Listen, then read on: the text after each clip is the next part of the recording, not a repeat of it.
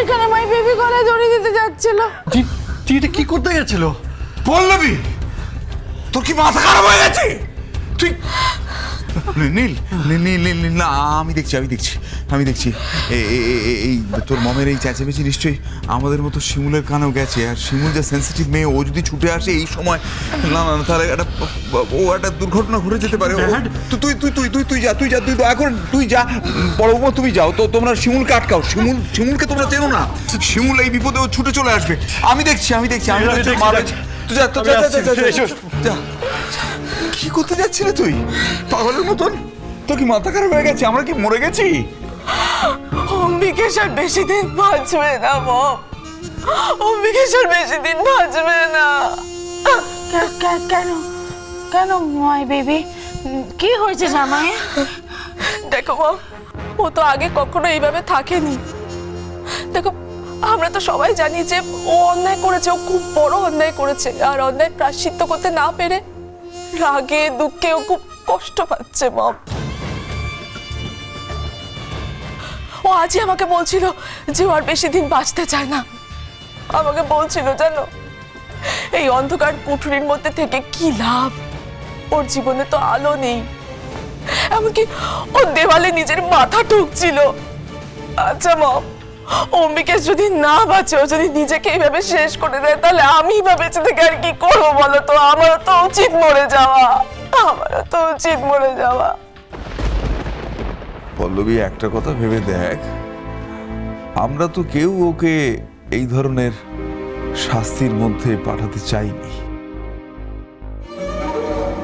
ও তো রাজার হালে ছিল।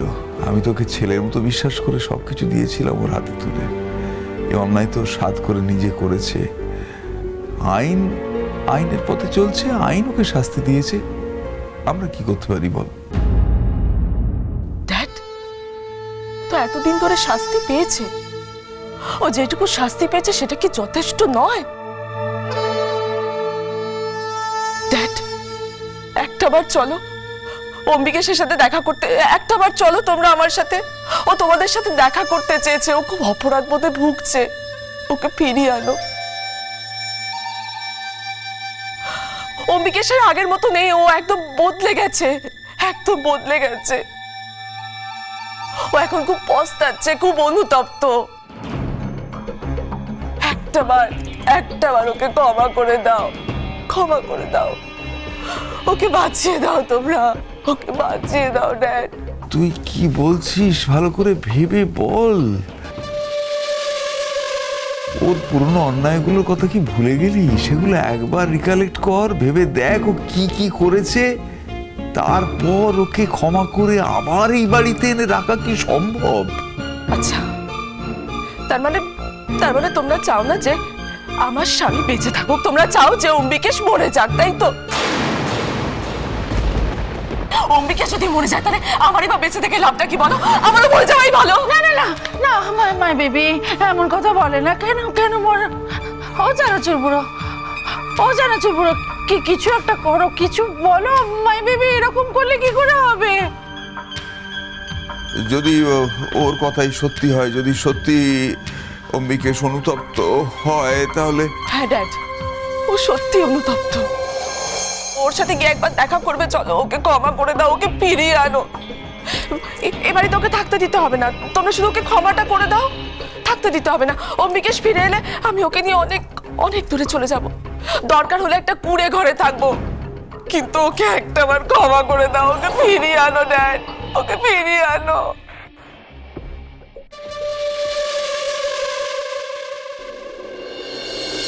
শান্তি কাকিমা,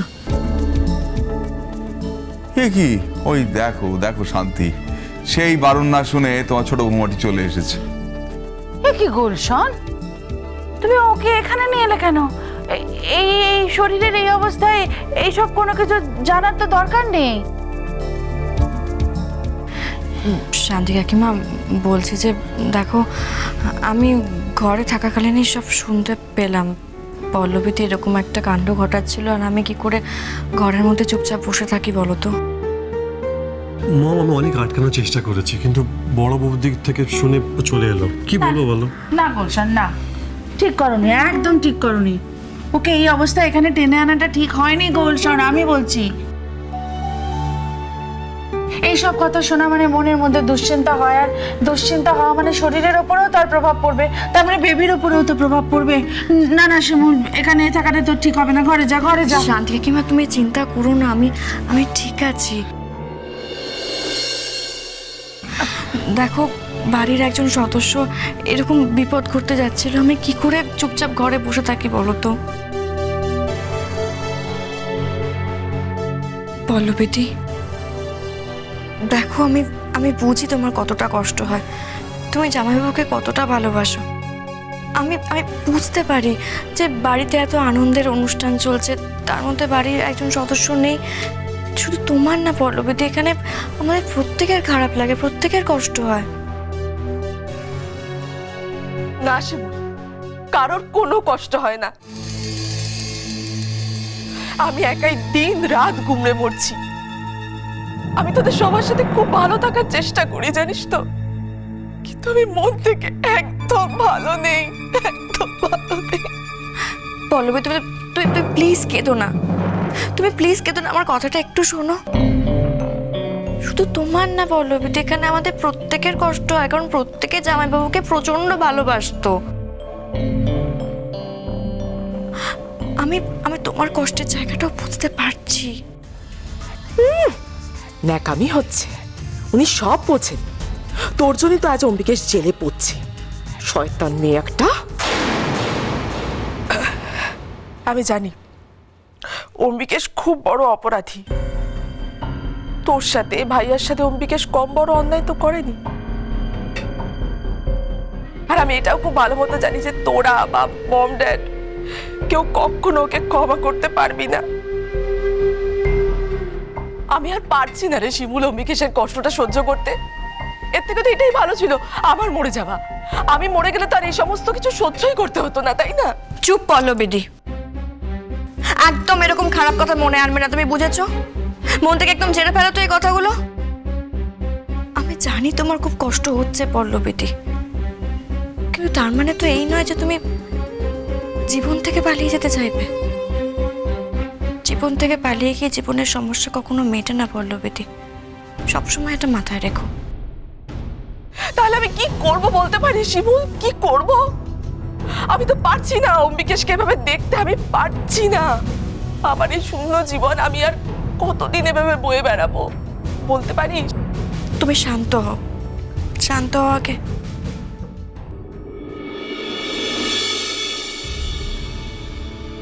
শান্তি কাকিমা দেখো, আমি তোমার কাছ থেকে হয়তো ভবিষ্যতে আর কখনো কিছু চাইবো না। আজকে একটা জিনিস চাইছি, দেবে?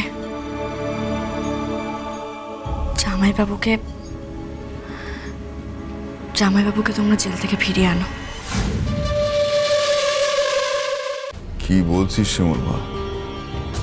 সব কিছু জেনে তার পরেও এই বিপদকে ঘাড়ে করে বাড়িতে বয়ে আনবো? কি ভরসা যে সে আবার আমাদের সর্বনাশ করবে না? আমি জানি, আমি খুব ভালো মতো জানি তোমরা কেউ কোনোদিনও অম্বিকেশকে ক্ষমা করতে পারবে না, আর একটা সুযোগও দেবে না ওকে। দেখেছিস তো শিমুল? কাকু তুমি আমার কথাটা প্লিজ একটু ঠান্ডা মাথায় শোনো। দেখো মানুষ তো ভুল করেই, কিন্তু সেই মানুষ যদি পরে তার ভুলটা বুঝতে পেরে নিজেকে শুধরোয়, তাহলে আমাদের প্রত্যেকের দায়িত্ব তাকে আরেকবার সুযোগ দেওয়া। আমার বিশ্বাস যে জামাইবাবু নিজের ভুলটা বুঝতে পেরেছেন, নিজে এখন সম্পূর্ণ নিজেকে একটা অন্য মানুষে পরিণত করেছে। আমার মনে হয় যে জামাইবাবুর ভেতরে যত খারাপ ছিল সেটা আর নেই, সেটা ভালো মানুষ হয়ে গেছে। এত আনন্দের দিনে প্লিজ তুমি বাড়ির সদস্যকে বাড়িতে ফিরিয়ে আনো।